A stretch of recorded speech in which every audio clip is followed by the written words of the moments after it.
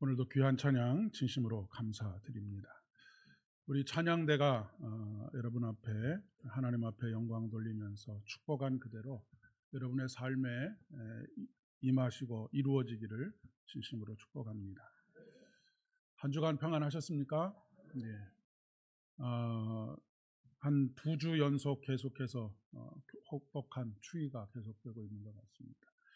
저도 지금 감기가 그 끝물에 아직 잔기침이 좀 남아 있어서 조금 어려움을 겪고는 있는데, 여러분 다음 한 주도, 이번 한 주도 날씨가 그렇게 만만치는 않다고 합니다.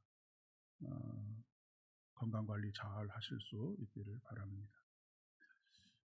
맥스 루케이도라고 하는 작가가 있습니다. 이 작가가 쓴 아주 유명한 책이 하나 있는데요.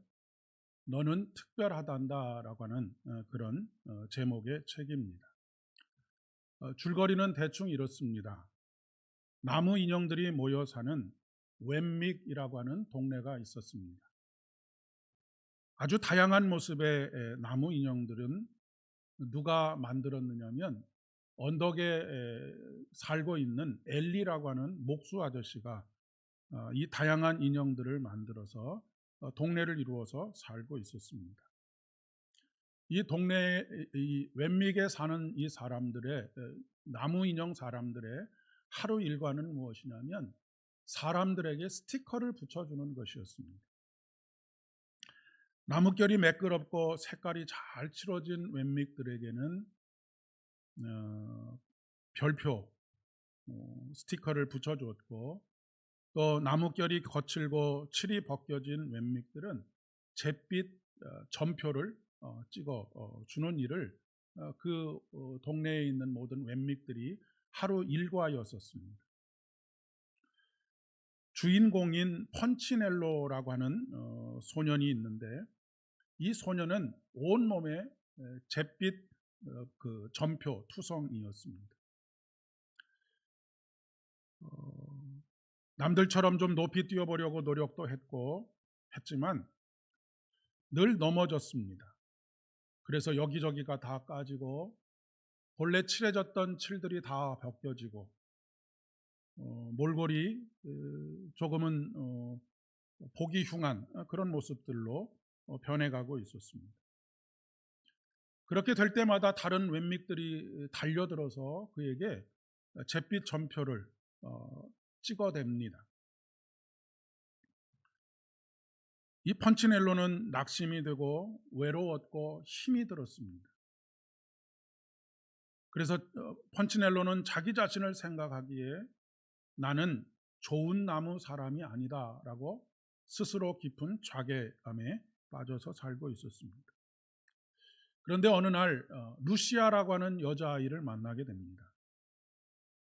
그런데 놀랍게도 이 아이의 몸에는 잿빛 점도 없지만 별빛 스티커도 단 하나도 붙어 있지 않았습니다. 너무 이상해서 그 이유를 묻자 루시아는 매일 목수인 엘리 아저씨를 만나기 때문이다 라고 이야기를 하면서 너도 한번 엘리 아저씨를 만나봐라 라고 그렇게 권하게 됩니다. 펀치넬로는 몇 날 며칠을 고민을 하다가 마침내 엘리 아저씨를 만나러 가기로 작정을 합니다. 언덕 위에 큰 공장을 만들어 놓고 그곳에서 웸믹 나무 인형 사람들을 만들고 있는 엘리 아저씨를 방문했을 때 이 펀치넬로는 그 장면을 보고 큰 두려움의 마음이 더 낙심이 되어서 뒤로 돌아서서 가려고 하는 순간에 엘리 아저씨가 두려움에 떠는 펀치넬로를 따뜻하게 맞아주면서 이렇게 이야기합니다. 펀치넬로야, 나쁜 점표를 참 많이 받았구나. 그런데 이런 별점을 누가 붙여주었니? 너와 똑같은 나무 사람들이 아니냐? 다른 사람들이 너를 무엇이라고 평가하는 것은 그렇게 중요하지 않단다. 중요한 것은 내가 너를 어떻게 생각하고 있느냐라고 하는 것이 중요하단다라고 그렇게 이야기를 해 주었습니다. 그러면서 난 내가 정말로 특별하단다라고 하는 이야기를 합니다. 펀치넬로는 단 한 번도 그동안 들어본 적이 없는 이야기였기에 그 말이 믿어지지 않아서 피식하고 웃게 됩니다. 제가요? 저는 빨리 걷지도 못하고 온갖 칠은 다 벗겨지고 사람들이 보기에 나는 쓰레기와 같은 그런 사람이라고 생각이 되어지도록 하고 있는데요. 이런데도 제가 특별하다고요? 라고 그렇게 반문을 합니다. 그러자 엘리 아저씨는 이렇게 펀치넬로에게 이야기합니다. 그렇단다. 왜냐하면 내가 너를 만들었기 때문이지. 다른 사람에게는 어떤지 몰라도 너는 나에게 특별한 존재란다 라고 하는 말을 해 주었다고 합니다. 우리는 살아가면서 원하든 원치 않든 주변 사람들의 평가에 웃기도 하고 울기도 합니다. 칭찬을 받으면 마음이 고양되고 그리고 또 우쭐해지기도 하지만 다른 사람들에게 좋지 않은 평가를 얻었을 때 우리는 심각한 마음의 상처를 안고 살아갑니다. 그런데 세상을 살아가다 보면 칭찬과 격려보다는 흠결을 지적받을 때마다 나는 그런 사람이야 라고 하는 그런 딱지를 스스로에게 계속해서 붙이면서 살아가고 있습니다. 그러나 사실 그것은 내가 아니라고 하는 것입니다. 그것은 다른 사람이 바라보는 나일 뿐이지 하나님께서 처음 만드신 하나님의 형상대로 만드신 내가 아니다라고 하는 것을 말해주고 있는 것입니다. 그 어떤 사람들의 평가도 나의 고유한 가치를 훼손시킬 수가 없습니다. 유명한 NBA에 속해 있는 미국 프로농구에 속해 있는 한 스타 플레이어가 시즌을 마치고 인터뷰를 하게 되었습니다. 기자가 우승을 하지 못한 그에게 올해의 실패의 원인이 뭐라고 생각합니까? 라고 그렇게 묻습니다. 그랬더니 이 선수가 뭐라고 대답하느냐면 당신은 내가 올해 실패했다고 생각합니까? 내가 우승을 하지 못하면 실패한 것입니까? 이것은 내 인생의 하나의 과정일 뿐입니다. 나는 결코 단 한 번도 실패해 본 적이 없습니다. 어떤 애는 우승하기도 했지만 어떤 애는 우승을 하지 못하기도 했습니다. 그러나 그것은 나의 인생의 하나의 과정일 뿐입니다. 라고 그렇게 대답을 하는 것을 볼 수 있었습니다. 우리들은 늘 남의 평가에 낙심하고 그 평가로 인해서 어둠의 시간들을 보내고 그리고 우리 스스로 나는 그런 사람이야 라고 하는 스스로의 딱지를 붙이고 살아갑니다. 그런데 하나님께서는 그런 우리들에게 너는 특별하단다 라고 말씀하십니다. 이유는 단 한 가지입니다. 그가 재물이 많거나 학식이 높거나 아니면 명성을 가지고 있거나 명예를 가지고 있기 때문이 아닙니다. 이유는 오직 단 한 가지, 내가 너를 만들었기 때문이다 라고 말씀하십니다. 그것이 하나님께서 우리를 특별하게 여기시는 이유이고 그것이 우리가 하나님과의 특별한 관계를 맺어갈 수 있는 귀한 이유가 되는 것입니다. 오늘 이사야 43장의 본문은 이스라엘 백성들이 바벨론에게 멸망을 당하고 난 이후에 포로로 잡혀가서 한 40여 년의 시간이 흐르고 난 다음에 하나님께서 이사야 선지자를 통해서 말씀하시는 위로의 말씀이고 격려의 말씀이며 또한 이 말씀을 통하여 새롭게 하나님과의 관계를 확인하게 되는 그런 말씀이라고 이야기할 수가 있겠습니다.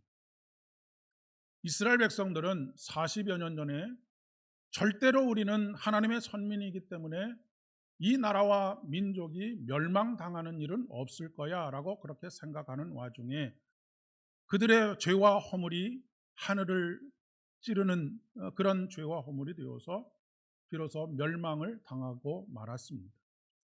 주변 민족들의 조롱이 난무했고 그리고 그 조롱을 듣고 이스라엘 민족도 자긍심이 훼손되어졌고 우리는 하나님께 버림받은 사람들이다라고 하는 그런 자괴감에 빠져서 살고 있는 상황입니다. 주변 나라들에서 이방 민족들은 이 이스라엘을 향해서 뭐라고 이야기를 했느냐면, 거봐라, 이제는 하나님조차도 너희를 버려서 너희들이 이제는 포로민으로서 살아갈 수밖에 없는, 자유와 해방의 기쁨이라고 하는 것은 누리지 못하고 살아가는 그런 민족에 불과하게 되었다. 너희들은 노예에 불과한 존재들이다라고 하는 평가를 했던 것이죠. 주변 이방 민족들의 이 평가에 더 마음이 위축이 되고 자괴감을 가지고 깊은 어둠의 시간을 가지고 있었던 그런 상황이었습니다. 그런 그들에게 하나님께서 오늘 본문의 말씀을 통해서 이렇게 말씀하십니다. 야곱아, 너를 창조하신 여호와께서 지금 말씀하시느니라. 이스라엘아, 너를 지으신 이가 말씀하시느니라. 너는 두려워하지 말라. 내가 너를 구속하였고 너를 지명하여 불렀나니 너는 내 것이다 라고 말씀하십니다. 여러분, 우리가 하나님을 창조주라고 고백하는 것은 그냥 과학이냐 신앙이냐의 그런 아주 단순한 차원의 문제가 아닙니다. 우리가 하나님을 창조주라고 고백하는 것은 하나님께서 나를 향하여, 우리를 향하여 너는 특별하단다, 왜냐하면 내가 너를 만들었기 때문이다 라고 하시는 이 말씀을 온 마음으로 받아들이는 것입니다. 우리의 외모나 조건이나 형편에 따라 나의 가치가 달라지는 것이 아니라는 말씀입니다. 누가 나를 만들었느냐 하는 것이 중요합니다. 누가 나를 만들었느냐에 따라서 나의 가치가 완전히 달라지게 되어져 있습니다. 우연히, 진화의 과정에서 우연히 만들어진 것이다 라고 하는 그런 가치관을 가지고 사는 사람에게 있어서 나의 가치라고 하는 것은 그냥 흙에서 와서 흙으로 끝나는, 공허함에서 시작해서 공허함으로 끝나는 그런 가치밖에 가지지를 못합니다. 원숭이에서 진화했다라고 생각하는 믿음을 가지고 살아가는 사람에게는 그만한 가치밖에 자기에게 부여할 수가 없는 것이죠. 그러나 천지를 창조하신 하나님께서 나를 만드셨고 내가 너를 만들었기 때문에 너는 참으로 특별하다, 나에게 특별한 의미가 있다 라고 말씀하시는 이 음성을 듣고 마음속에 새기고 살아가는 사람은 이 세상의 그 어떤 일 가운데서도 두려움이 있을 수가 없습니다. 왜요? 특별하게 우리를 대하시기 때문입니다. 특별하게 우리를 대하셔서 물 가운데 건지시고 불 가운데 우리를 사르지 못하도록 하시는 하나님의 능력이 날마다 우리를 인도하시고 보호하시기 때문에 그렇다는 말씀입니다. 그런데 문제는 우리는 겉으로는 하나님은 우리의 창조주십니다 라고 입술로는 고백하지만 우리의 삶의 실제에 있어서는 하나님께 내가 특별한 존재라고 하는 것을 잊고 살 때가 참 많이 있다는 것입니다. 뿐만 아니라 창조주 하나님께서 세상을 만들어 놓으시고 세상이 그냥 굴러가는 대로 굴러가도록 섭리하지도 않으시고 도우시지도 않으시고 간섭하시지도 않는 그런 하나님이신 것처럼 생각합니다. 특별히 성장기의 부모의 돌봄을 제대로 받지 못하는 그런 경험이 있는 사람들이 신앙을 가지고도 하나님께서 나와 특별한 관계를 맺고 싶어 하시고 예수 그리스도를 통해서 특별한 관계가 되었다라고 하는 것을 받아들이지 못하는 성인들이 굉장히 많이 있습니다.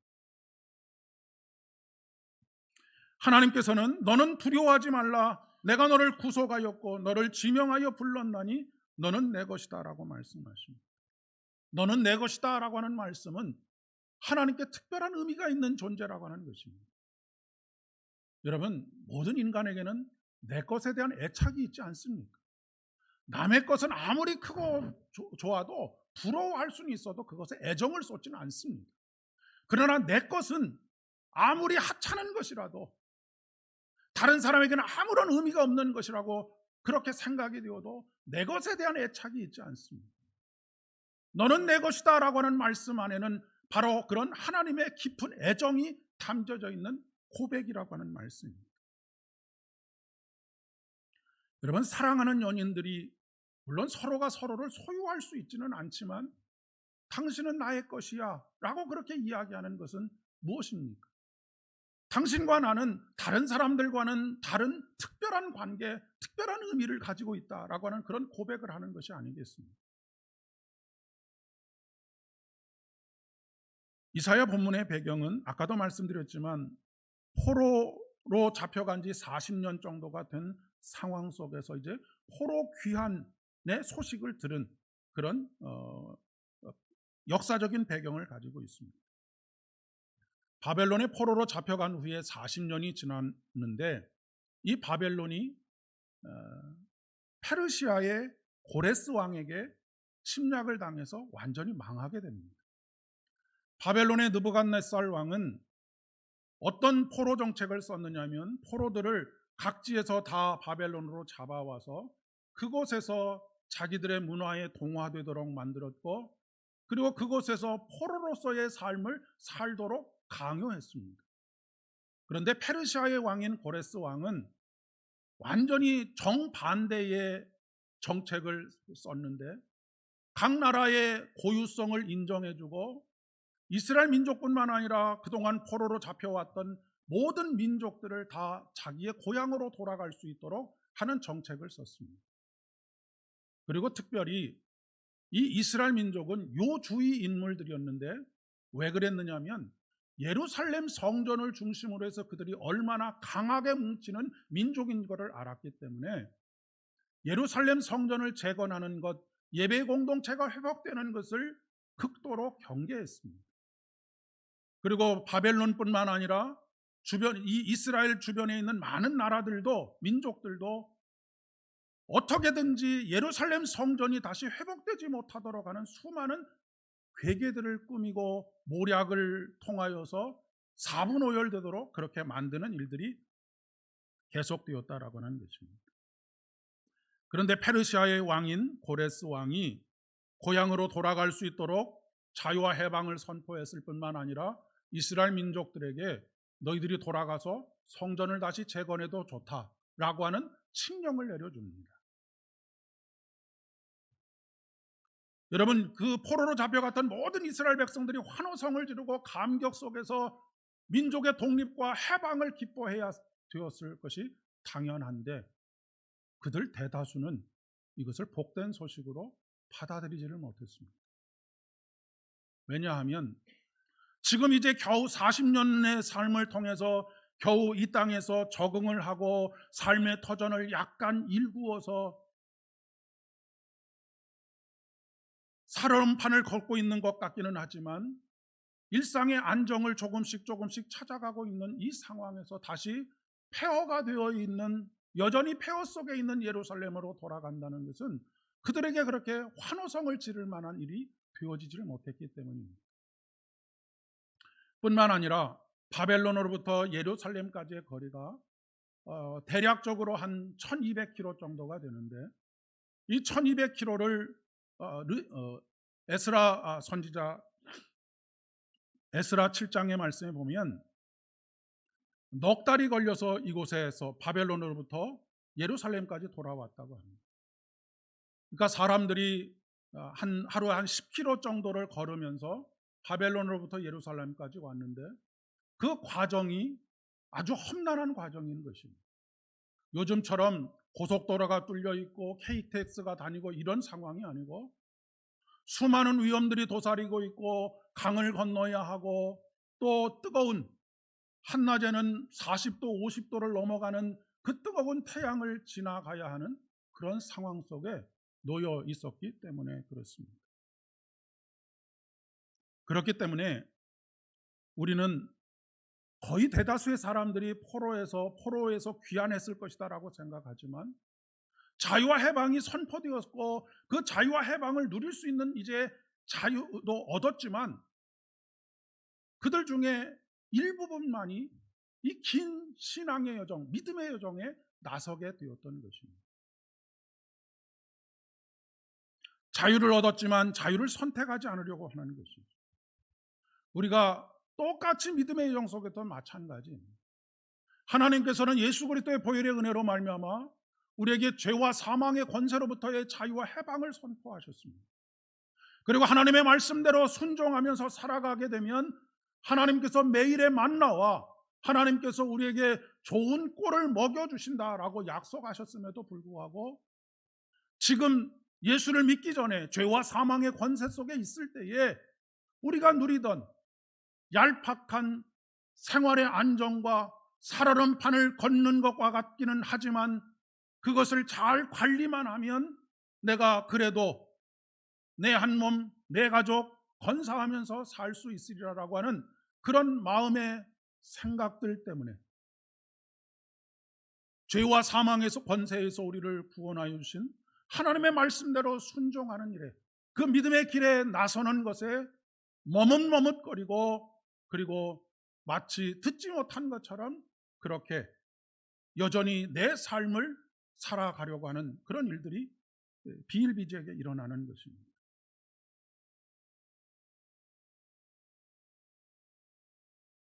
그런 그들에게 하나님께서는 뭐라고 약속하시냐면 물을 지날 때에 내가 너희들과 함께 하겠다. 강을 건널 때에 강들이 너를 침몰하지 못하도록 하겠다. 또한 불 가운데 지날 때도 타지도 아니할 것이고 그 불이 너희를 사르지도 못하도록 하겠다라고 약속하십니다. 그런데 이런 약속에도 불구하고 선뜻 나서는 사람들이 많지 않았다라고 하는 이야기입니다. 오직 믿음으로 반응한 사람들은 소수의 사람들이었습니다.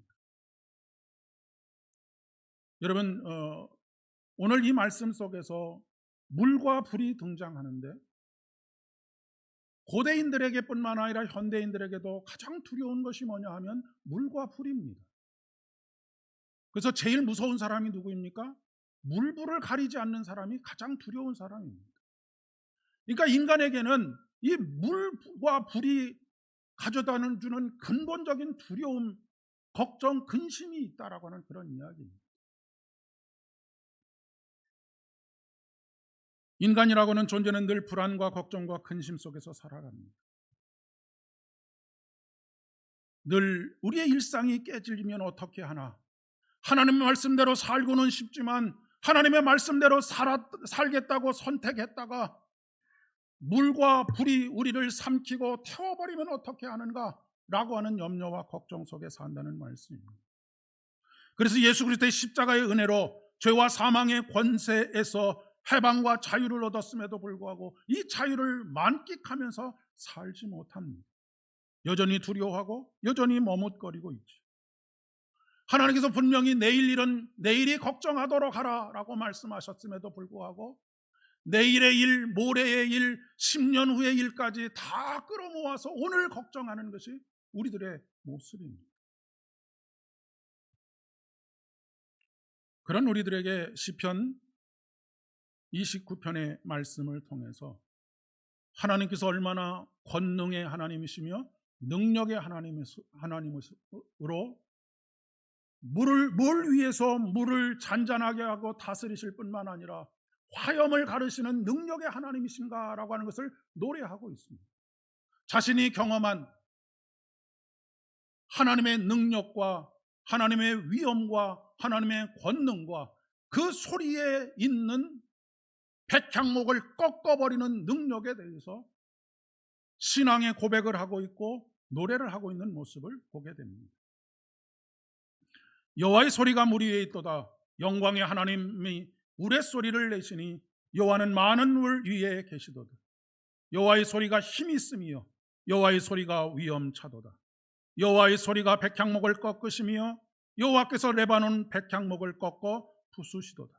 그 나무를 송아지같이 뛰게 하시며 레바논과 시련으로 들송아지같이 뛰게 하시도다. 여호와의 소리가 화염을 가르시도다. 여호와의 소리가 광야를 진동하시며 여호와께서 가데스 광야를 진동시키시도다.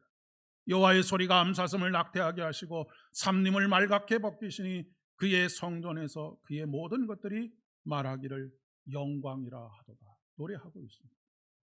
이 시편 29편의 말씀은 창세기 1장의 말씀과 동일한 말씀입니다. 여호와의 소리는 무엇입니까? 말씀으로 세상을 창조하신 예수 그리스도를 말하는 것입니다. 여호와의 소리가 어디 위에 있다고요? 물 위에 있다라고 말씀하십니다. 여호와의 신이 물 위에 운행하셨다라고 성경 창세기 1장 1절 2절이 이야기하고 있지 않습니까? 하나님은 물 위에 계셔서 파고를 잠잠하게 하시는 능력의 하나님이십니다. 예수님께서 넘실거리는 파도와 싸움을 하다가 이제는 죽게 되었는데 왜 돌아보지 않으십니까? 라고 제자들이 예수님께 호소하듯 부르짖었을 때 예수님께서 뭐라고 말씀하십니까? 파도를 향하여 잠잠하라 말씀하십니다. 고요하라 명령하십니다. 그리고 제자들에게 물으십니다. 왜 두려워하느냐라고 물으십니다. 그 말씀은 반대로 이야기하면 무엇입니까? 두려워하지 말라는 것입니다. 2025년도 두 번째 주일입니다. 한 해가 시작되었습니다. 하나님께서 저와 여러분의 발걸음에 함께 하십니다. 너는 내 것이다 라고 하는 말씀의 핵심은 두려워하지 말라는 것입니다. 왜요? 나는 하나님께 특별한 존재이기 때문입니다. 하나님께서 나를 만드셨기 때문입니다. 모든 사람이 다 버려도 내 부모가 나를 버리는 한이 있어도 하나님은 나를 버리시지 않겠다고 약속하고 계시기 때문에 그렇습니다. 우리의 구원자가 되시겠다고 약속하십니다. 우리의 창조주이신 하나님께서 결코 우리를 떠나지 않으시겠다고 말씀하십니다. 방임하지 않으시겠다고 약속하십니다. 저와 여러분의 발걸음을 지키시겠다고 말씀하십니다. 여러분, 우리가 물 가운데 지날 때, 우리가 불 가운데 지날 때 하나님은 불과 물을 가리지 않고 그곳에 뛰어들어서 우리를 구원해내시는 하나님이십니다. 2025년 한 해 저와 여러분의 발걸음마다 은혜가 묻어나기를 진심으로 축복합니다. 오늘 특별히 의미가 있는 것은 우리 조재균 집사님과 이수님 집사님, 우리와 다시 이 신앙의 여정에 함께 하시기로 하시고 함께 예배에 참석하셨습니다. 하나님께 두 분이 특별한 관계인 것처럼 모든 성도들과 두 분은 참으로 특별한 관계입니다.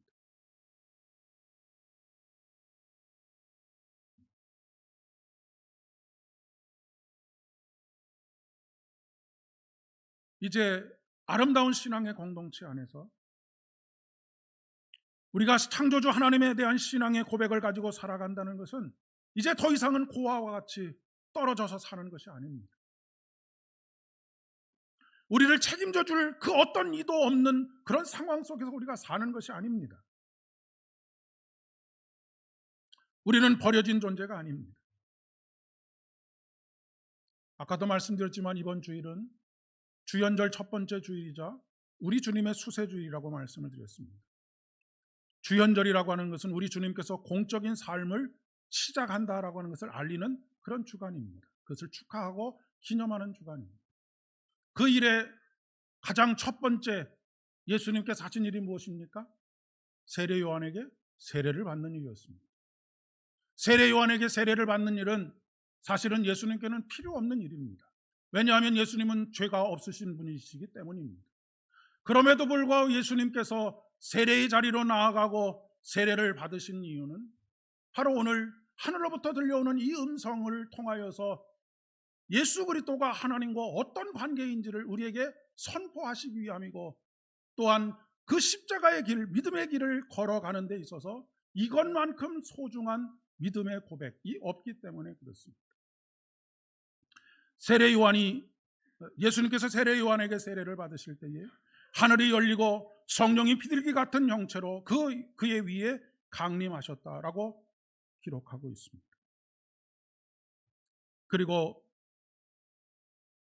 하늘이 열려서 들려오는 한 소리가 있습니다.